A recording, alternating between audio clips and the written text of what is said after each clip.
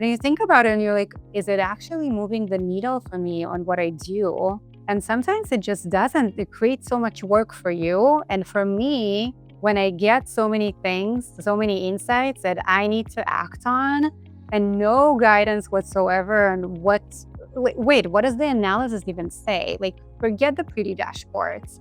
Tell me what it means. It just creates so much pressure, unnecessary. Like, I have so many things to do anyways. I don't want that extra pressure from that tool. You should look into your frankest ad.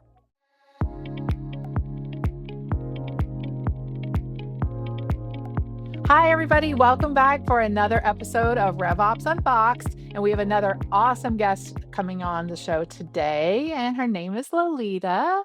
So I'm going to go ahead and have her do a little intro about herself, like tell us about you, what you're doing, kind of what you're doing in the RevOps space, and then we'll go ahead and just kick it off. Yeah, thanks, Tana. Thanks for having me on. I'm excited to be here. It's my first podcast. I Um, love yeah, I know. I love it too. it. So I'm Lolita. I'm a chemical engineer by training. I'm in RevOps by mistake. It's an accident. I love Um, that. I'm currently a VP of go-to-market ops and growth at Spotlight AI, where we're building deal Autopilot.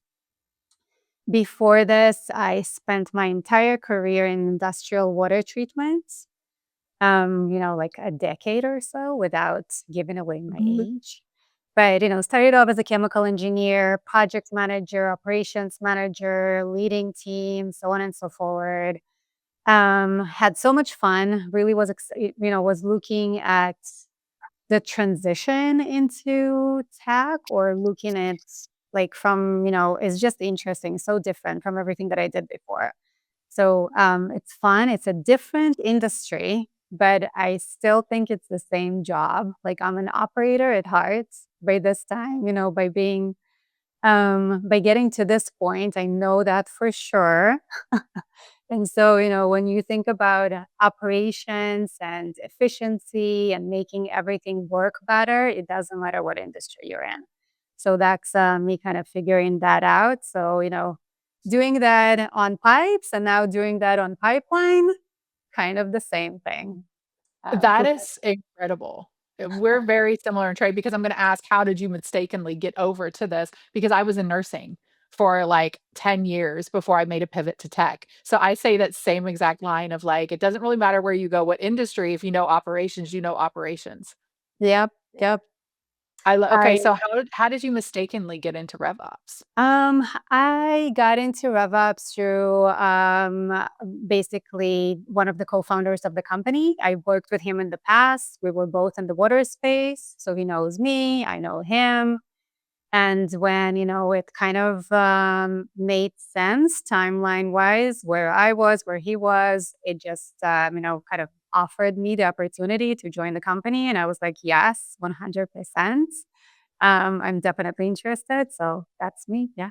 And And, now you're stuck in this ever-changing world of now you're doing AI instead of chemical engineering. I mean, how cool is that?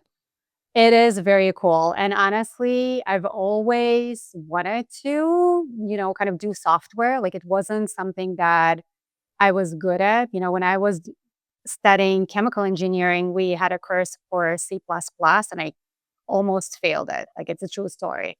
It was so, so bad, like in anything that has to do with software and writing code. It's just a language that, some people feel very close to and understand it so easily. And some people are just like, what the heck is happening here? So I'm the on the other side. Like I'm the people who are like, what is happening? What am I looking at? But I was always so interested to, learn how it goes and just how different that is, how easy it is. Like somebody would code something and something appears. You have a product all of a sudden.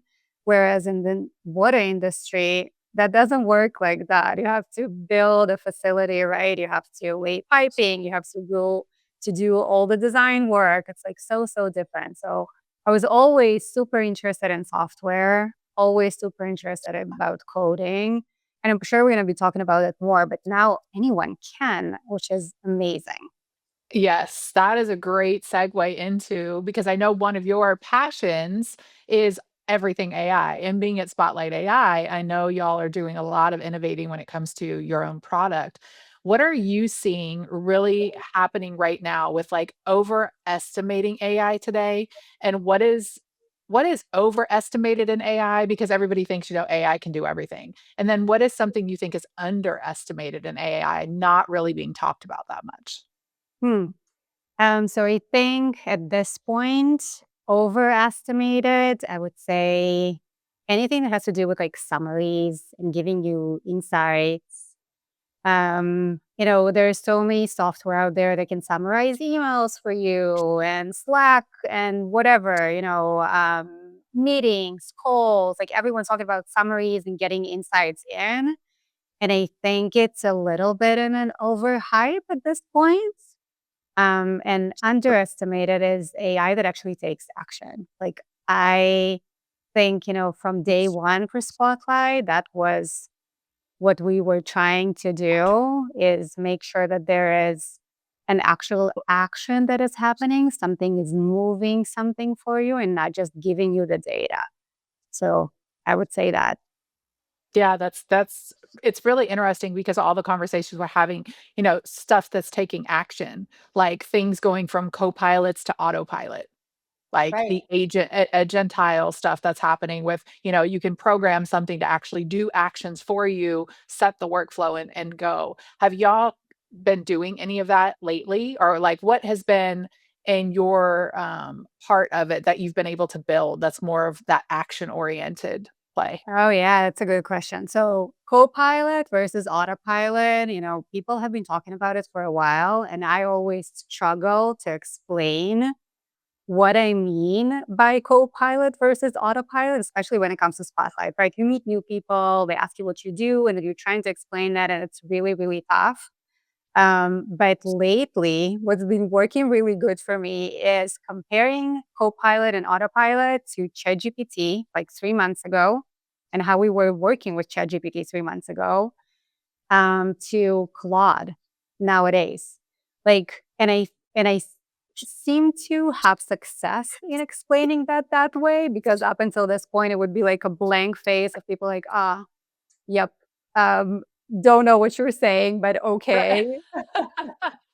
And now it's like, "Oh, wait a minute, I totally get it," because, when you were working with ChatGPT, or I should say I was working with ChatGPT, but I think most of us, it was for drafting emails or getting a summary or creating some sort of PowerPoint, but you were the one who was doing the work. Like, it's a correspondence and you would get feedback, but then you have to do a lot of the actual work and a lot of the action. And then Autopilot is like Claude, where you have co-work and you have Claude Code. And now all of a sudden you can actually build flows and, workflows for yourself of if you have this data, what actions should I take and what actions do I feel comfortable giving away to an AI, right? So I think Right. that state of mind and kind of that shift is currently happening. Like I can see people reacting to that more and more. But for us at Spotlight, like that's what we've been trying to explain all along. That's the funny part. Like that was the whole thing. Like we kept saying, don't talk to us about insights. Let's talk about acts. Like what does the AI actually do for you? So I'm having a lot of fun with this now because it's finally, kind of, in the world of MCPs and connecting things to Claude, people are finally really on the same page, and I don't get that blank stare of like, "I have no idea what you just said." It's finally like it's clicking. Oh, absolutely. I'm on the Claude train, by the way, too. So, have you built an agent for yourself yet to do any of your RevOps back office work? I don't have to for RevOps specifically because we have Spotlight. So it's and now we have Spotlight on MCP connected to Claude. So it's even Ah, yes. better. Like it's a Yes. completely new world, even for me. But I built a bunch of agents for the go-to-market function. So because I have wear a bunch of different hats in Spotlight, we're such a small organization, small, fun, and lean. On the go-to-market ops, which is, that's the way I separate my daily workflow. I would Right. say Monday, Lolita is doing this, and Tuesday, Lolita is doing this. So for the more of a top of the funnel functions, that we don't have, it's not on Salesforce. It's not something that we run through Spotlight nowadays. That part, I've built a bunch of them, which I like really, really love. And especially on the marketing side, on the growth end, so many agents, so many workflows. It's really, really neat. But then on the RevOps side, it's been a really smooth ride for me because of Spotlight. That's what we do. Right, So right. no So new out of all agents. those agents, where do you think your agents are having the most impact? Like, where are you seeing the value and the ROI on those now with the go-to-market team? So they wait. What? Say again. And we can edit No. this later. Oh, absolutely. We'll go back through this. With the ones that you've built for the go-to-market team right now, where are you seeing the most impact? Like the most value coming out of the agents, whatever it's doing? Oh, so right now it's essentially, on the go to market is all about the funnel that I can bring in. And we're seeing just better, I would say, personalization and better intent signals on that side of the world. So basically, we don't do any spray and pray, like we don't send thousands of emails. It's not something that we do as an organization.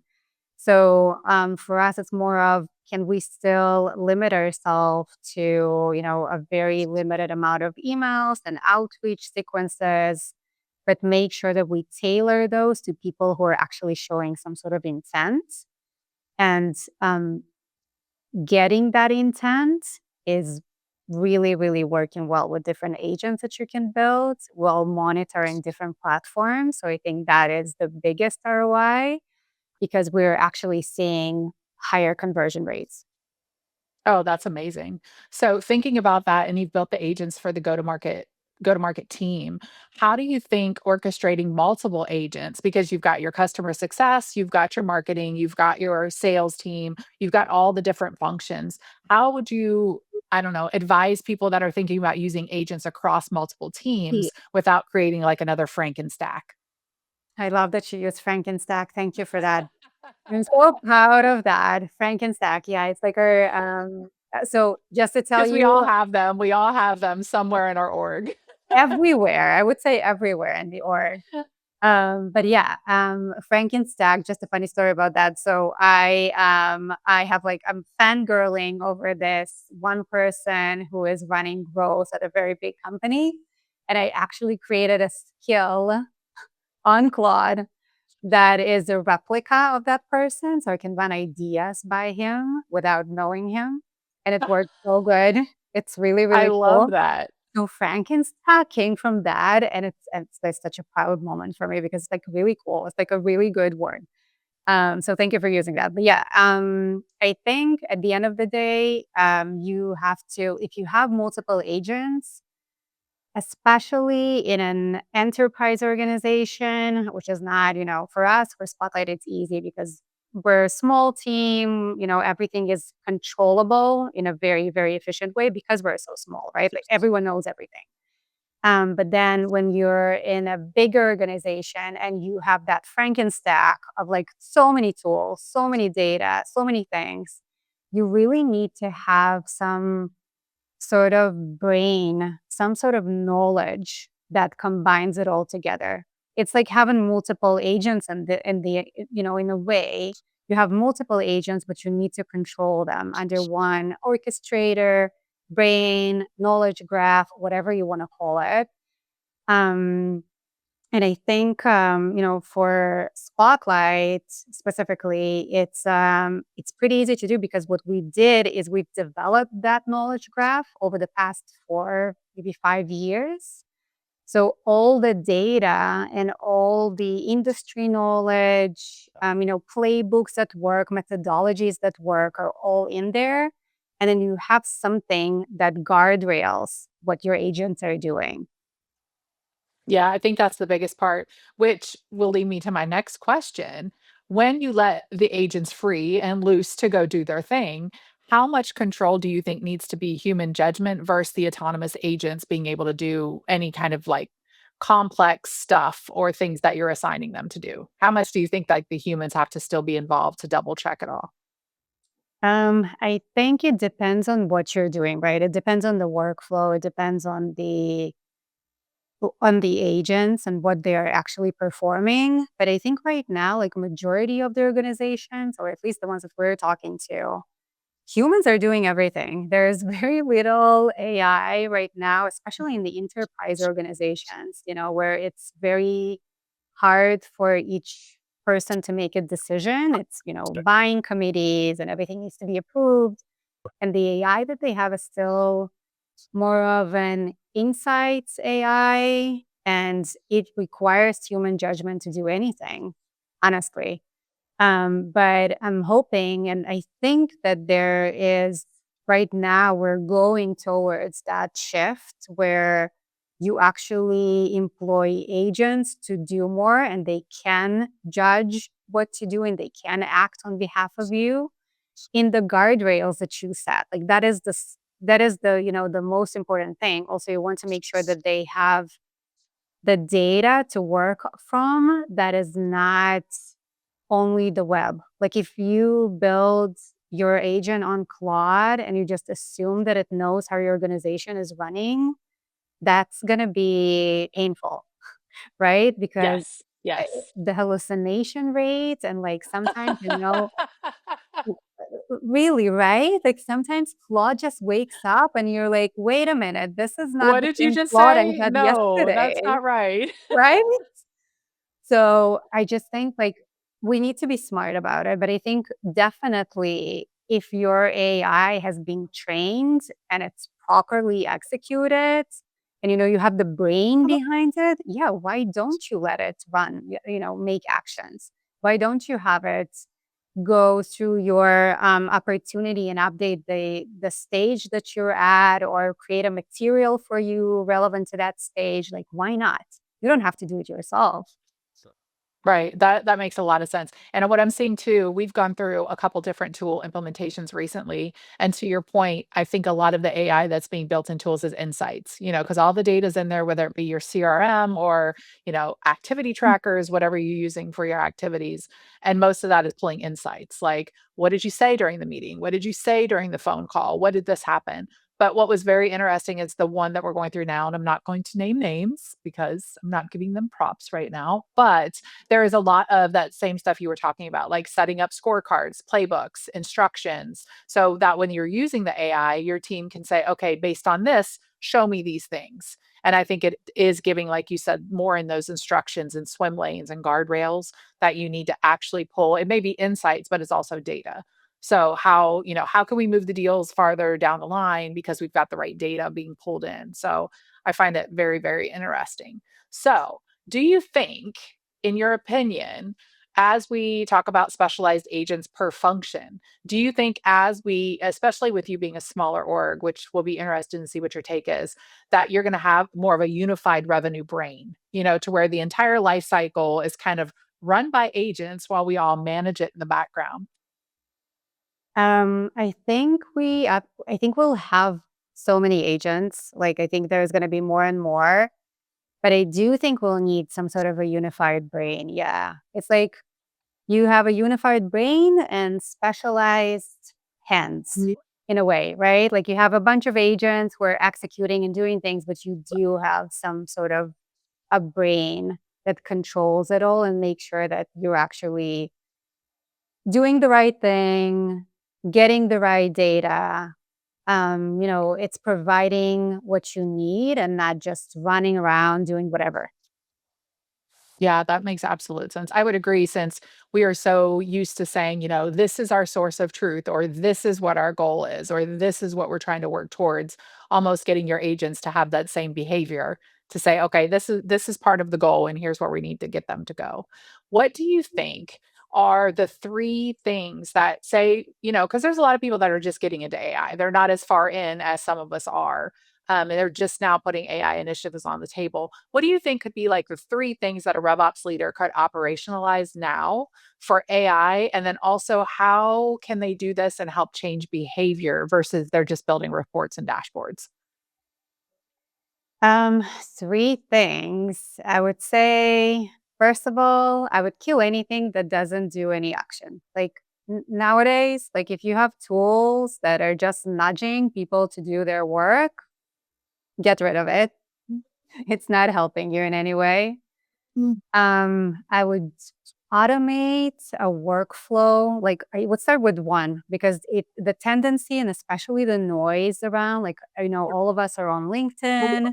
Everyone's talking about how they built 100 different agents in one weekend and now they don't need to do anything. Or like the one Right. that I love the most is the one that where they're talking about like, oh, look, all of my calendars like booked with meetings with Claude and I didn't Yes, lift a yes, yes. finger. Like, dude, seriously, no, don't do that. Don't try and do that, but do one thing. Automate one thing. Like automate a workflow that you know and work with, and just start there, and then it's going to give you the confidence to move forward with more.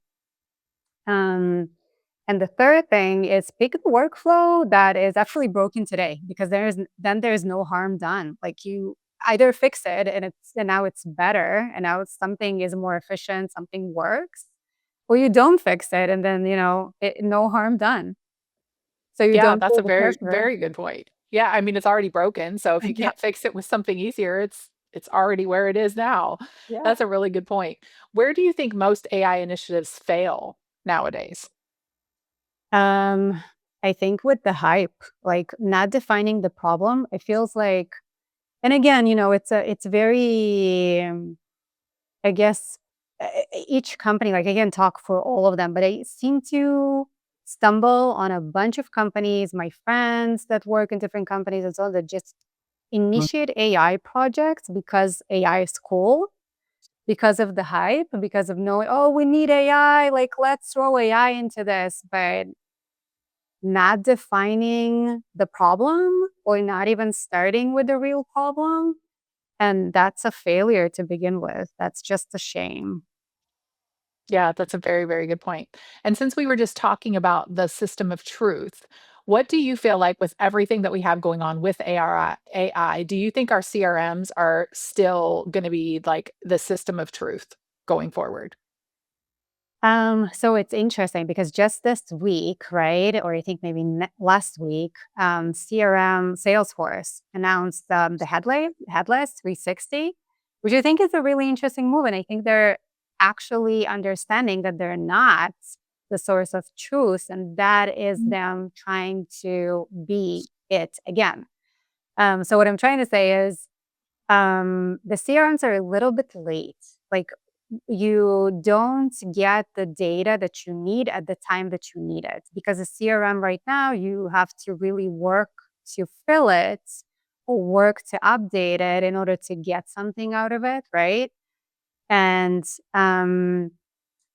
you really want the voice of the customer, whether it's the voice of the customer talking to you or the voice of the customer in general out there, announcement that they make, things that is available online. You want that available for you in order to act on an opportunity that you have. So, and the CRM doesn't have it, but I think Headless 360 is exactly that. They're trying to say, put us, connect us with MCP to Claude or whatever it is that you're using, and just use us with other tools. And then you have the voice of the customer and every truth in Claude, like with multiple MCPs. Um, so that's a very yeah, it was a very long answer to your No, question. honestly, and I think about it to that point too, because we've been saying, I mean, as long as I've been in operations, I've always said our CRM is the source of truth because that's where our customer data is. And we've got platforms like Salesforce that have everything in it. You've got your marketing, you've got your finance, you've got your revenue, you've got your sales, everything is there.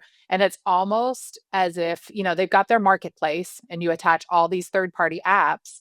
Now, when you can attach that other stuff to Salesforce, it's almost like they position themselves Right. as an app, as a third party, because now you can kind of connect the whole ecosystem together, which is something Salesforce loves to do.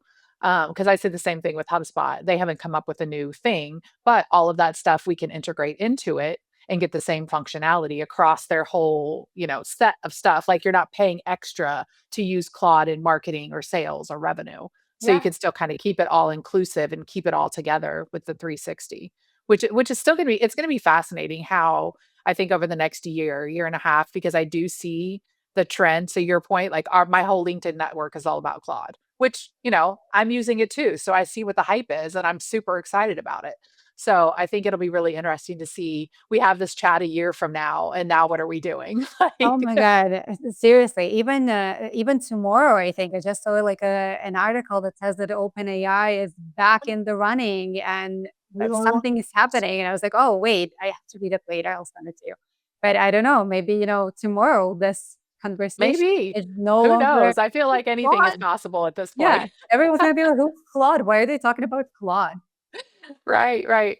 So, as we talk about AI and going through the different skills, and we just talked about fast forward, what do you think RevOps is going to look like? And I had in here, I was going to ask you 2 to 3 years, but what do you think RevOps is going to look like in the next year with AI? I think it's such an exciting time for RevOps, honestly, like no better time. I think up until this point, when I was thinking of RevOps, especially not coming from a RevOps background, but having RevOps team work as part of a sales team that I was managing, it was always to me, it was like, oh, people who do dashboards, like people who prepare the pretty slides that we're gonna have, people who are gonna clean up the everything in CRM because my account executives are, don't want to do it.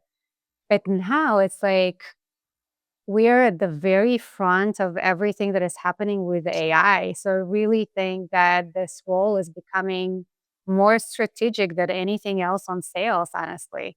So I'm really excited about it. I think it's going to be really different. You're really going to be working with workflows, automation, operationalizing things that you weren't able to do because you had limitations with the software, you had limitations with your organization. But I think we're going to be given a lot more um, a lot more freedom to run with different things that we want to do because we're going to be the testers. Like we're going to be at the front of AI. I agree. And it's interesting because I just saw, I think it was this week, and I love when people put the visuals together because, I'm a big advocate for like RevOps departments, and how to have the right roles in the right places to support the department. But it was interesting because I saw somebody do a new mock up of what a RevOps org would look like with the Yeah. AI. You've got an AI.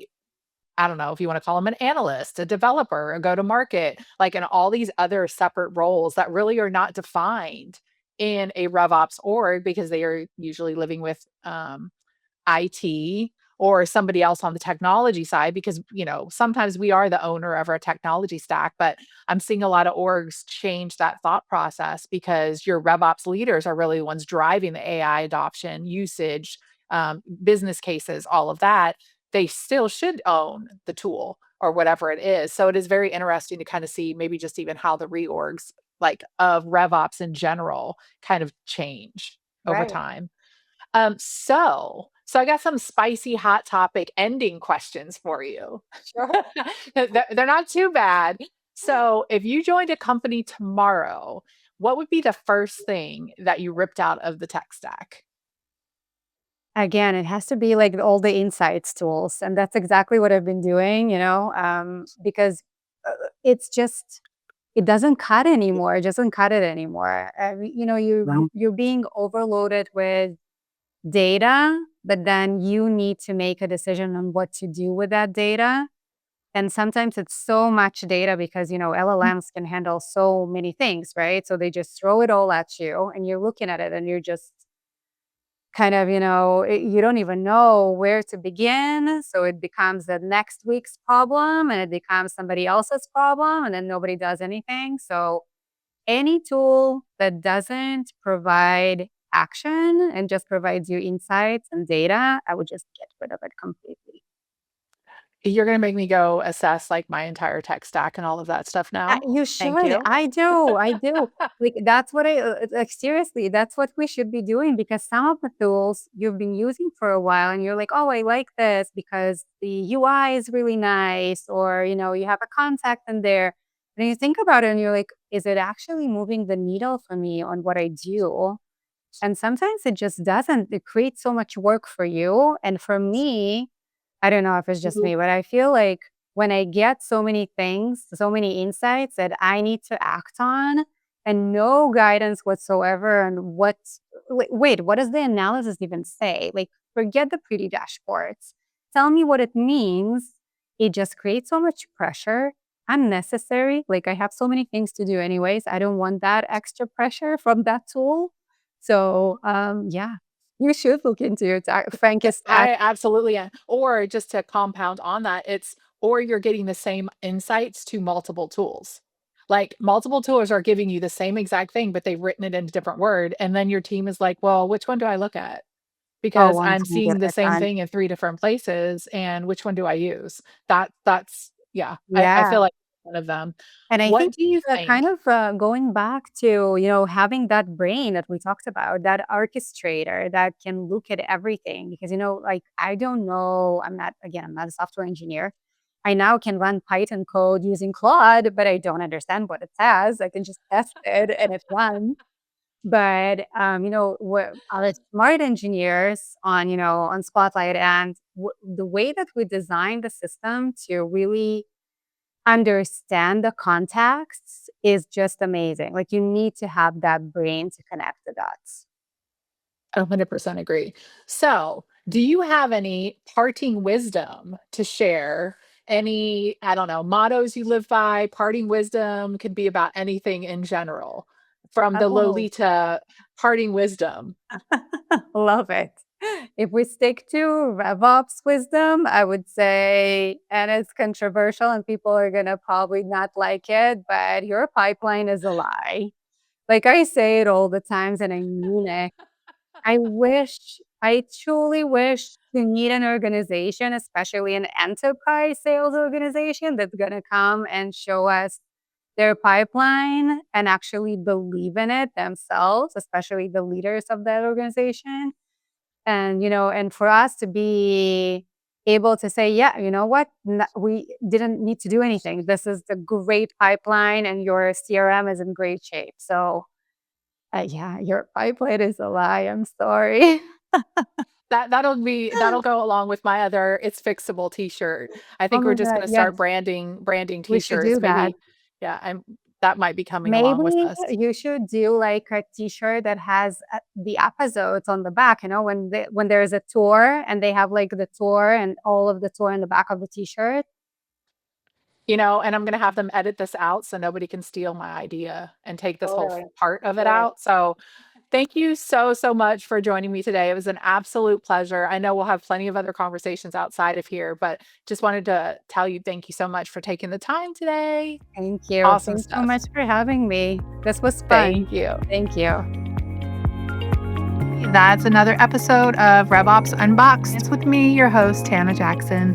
Click subscribe, like, and all of the good things on YouTube, Spotify, and Apple. Thank you. Bye.